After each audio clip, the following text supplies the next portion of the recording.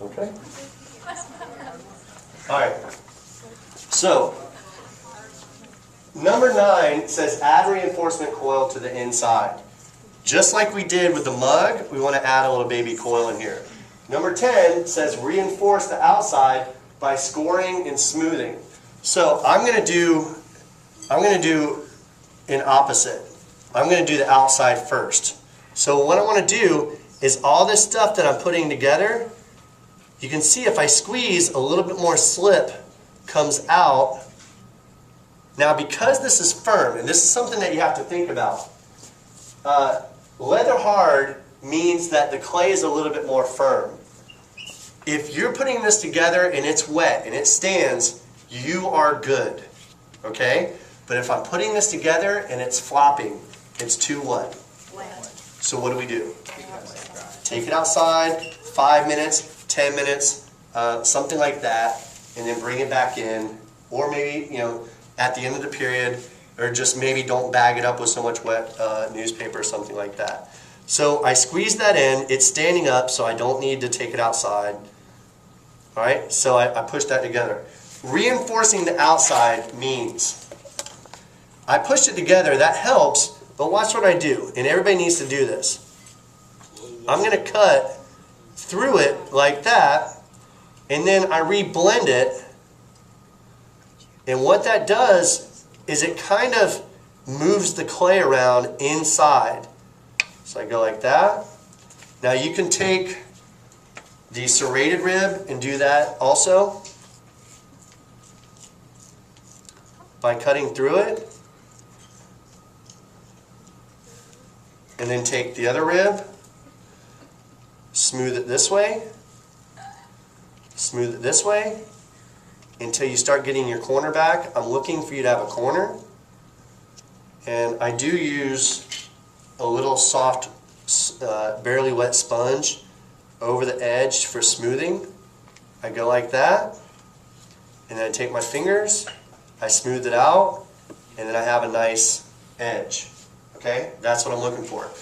I have a seam up here, I can blend that in, I could turn it over, blend in this seam also. Now I want to reinforce the inside.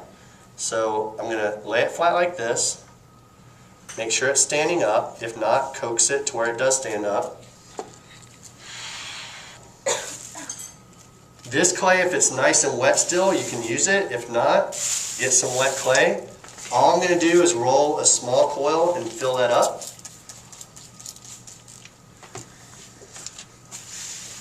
This is another thing. Clean your space off. I see like 5 and 10 people at one table and all their book bags and stuff are up here. Make a nice little spot for you to work. So why am I rolling it in water for the 1000th time?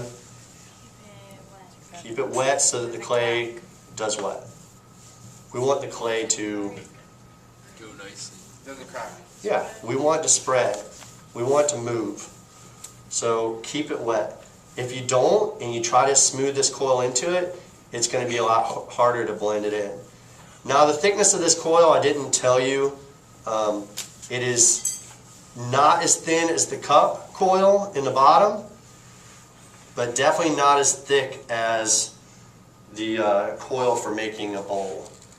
Alright, so here's my coil, bring this back here, and then take this, lay it in the corner, like that. I'm only adding a coil on the inside,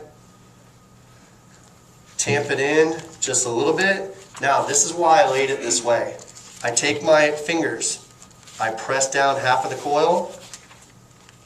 What is my wear board serving as I press it down? It's a flat surface that I can press up against. So I press that in, like that. I can sit there and take that now and smooth it in because I can press hard against the wear board and smooth it. Flip it over. Coax your walls into place. That is a seamless drum. It is a seam, man. It's seamless. Seamless seam.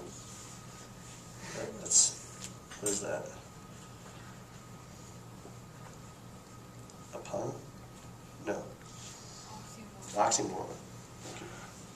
Seamless seam. So I take that, I blend it in like that. Blend all this in. Do you think I'm going to be grading on whether I can see this coil in here or not? Yes. Probably. So I do that, I blend it in completely. I'll probably have to do it a little bit more. Check your seam, make sure that it didn't bust out. Repeat steps. Okay? So that, thank you for smoothing it. That will go into that. And then now we'll start getting more of a box. Okay, so that's what that would look like. But it has some work. And I would still need a coil in here and so forth. Okay? Questions on this? Wait, can we? Push the red button, please. Push the red button.